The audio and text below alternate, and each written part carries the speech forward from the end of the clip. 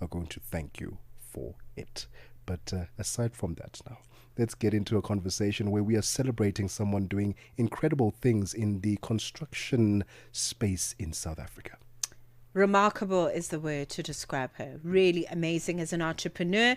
And she is a visionary and she makes things happen, which is why she's on our show this afternoon. Her name is Tebogo Moloi, and she's joining us in her capacity as a Chief Executive Officer of Oakantswe Construction and Projects. This is a company that she built, can we say from scratch? Okay, she had 3 million rand in her pocket to operate, and now we're talking about an enterprise that is now thriving at 53 million South African rands as an enterprise. She's been doing this for over a decade, as I understand it. So she's definitely the person to learn from. She's the queen of everything when it comes to this. So it's going to be wonderful to really get to understand her business model as much as we possibly can, so she can tell us how she actually built the company. Tebogo, good afternoon. Welcome to Channel Africa. I think it is so wonderful that you have built this company from start to where it is now. Perhaps let's talk about your journey and how you got into construction. Good afternoon, and thank you for having me. My journey started with a visit to my grandmother, who lives in Limpopo. And when I got there, I realized that there was lack of electricity, if not, no electricity at all. And then that spark, it literally made me to see life different, because I'm coming from, the urban area, which is Pretoria, and I was visiting the Limpopo side. And I realized people were going through a lot, because of lack of electricity. And then I decided to go to the municipalities, talk to one of the municipal engineer, and I told them, there's still people that are still suffering because they do not have electricity, and I would like to change, the quality of their lives. And then we were told that there is no budget, but the infrastructure is coming, but there is no budget. And then I decided to say to them, how about we do a pilot project where then I will bring in the OEMs, which are the manufacturers, and then the contractor, and then we will use the community, look for electricians around the community that will then assist us with the development of that infrastructure. So that's how it started. It is 19 minutes, actually it's 20 minutes now, 20 minutes after 3 p.m. Central African time. We are currently in conversation with the Chief Executive Officer of Oakantswe Construction and Projects. Her name is Tebogo Moloi, who took a business which was an operation that was about 3 million rand to a 53 million rand enterprise. And we're going to find out how she did that right after this. We are on Open Views Audio Bouquet, Channel 628. Africa.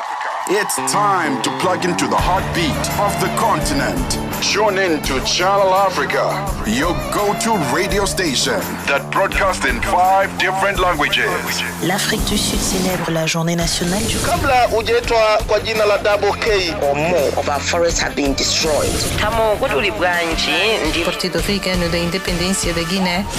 See, Channel Africa represents every corner of this amazing land. From Lagos to Cape Town, Nairobi to Dakar, we've got you covered with the freshest news, music, and cultures. So, turn up the volume, feel the rhythm.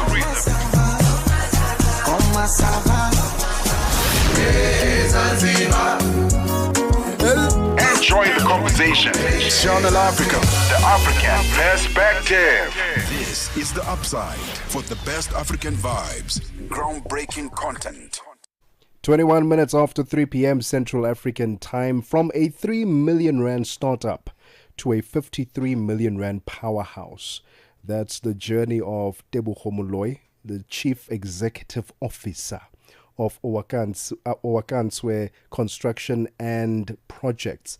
In under a decade, she has expanded her team from 4 to over 30, securing long-term contracts across government and the private sector and taking on major infrastructure and renewable energy projects.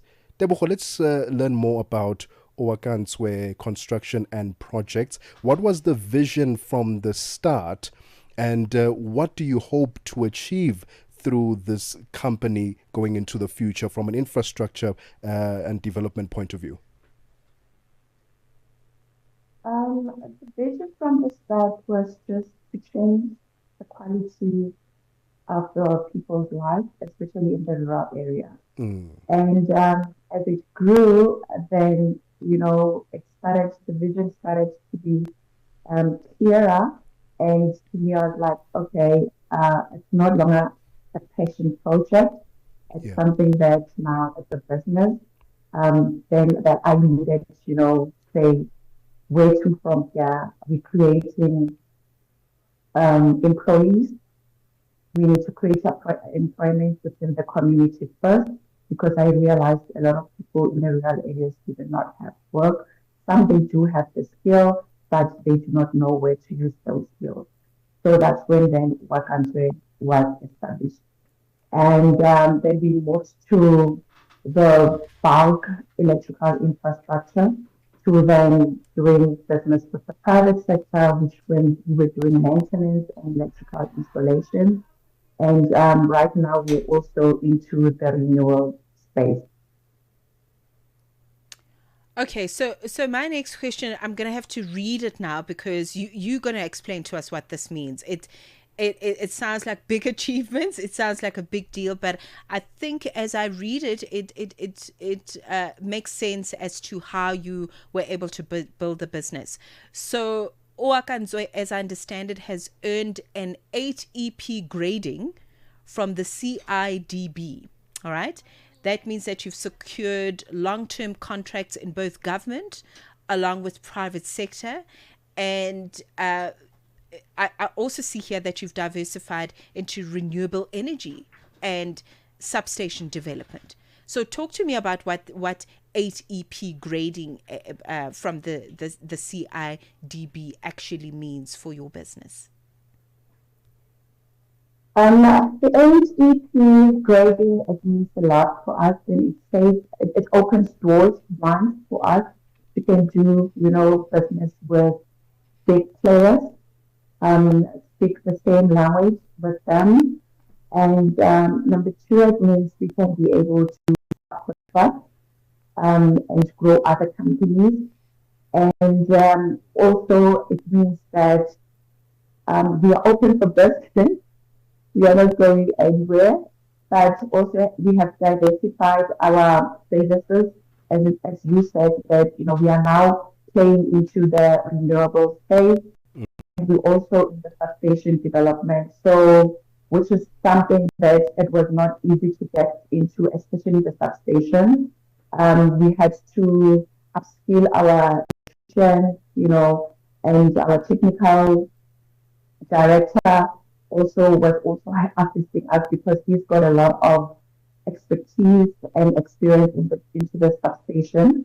So that is now the areas that we really are playing into, and we wanting to Oakantswe to look at that. I see that you're also getting into partnerships with TVET colleges. Tell us about that and the significance that this is going to have for the students and for the industry at large.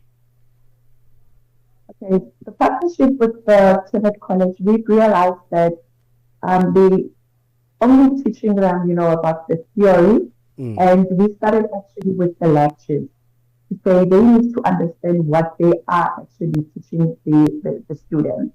So we would take for a hands-on training, for a week or so that we give them an exposure to our sites It's either it's the MV, line or your low voltage and also the high voltage. So they will be part of us within that gig, and then we would then expose them to how this whole thing is done, how whatever that they are teaching the students, and then now we can be able to see this is how everything is done, on site. And then from there, then we move to also then the students. And then that will take them into, and then also expose them to the hands-on training. And some of us, then we assist, some of them we assist them, with your trade test because they need to have the experience before, they can apply for the trade test. So we assist them with that. And then after assisting, the lucky ones, the hardworking ones, then they end up staying with us and becoming part of our industry. Tebogo, if somebody were to ask you, when they see the numbers don't lie, do they? From 3 million to 53 million is what you've built the company. So if somebody were to ask you what, your top 4 key strategies or key strategic decisions, I want to say, in terms of how you were able to turn things around so successfully in a relatively short amount of time, what would you say to them? What were your key strategic decisions that got you to where you are? I would say when we started, because we didn't have enough capital, so our business model was we're going to look for long-term projects or contracts. That one will not require us to actually buy material, so which means we will then be offering labor to our clients, and most of them were with municipalities, especially the metros. So we started doing business with the metros or Eskom because we knew that with that, then we will be able to. There's not a lot of capital to be spent. They will take care of the material, and then all that we have to do is just to make sure that the work is done with our labor and everything. So that's our number one when we started that. And then I would say the second one is putting proper systems in place. Though it was not easy, it has been a journey that even still today, we're still busy with that. We review, we revisit, we monitor and see, identifying gaps and see where we can improve. And I would say the third one was I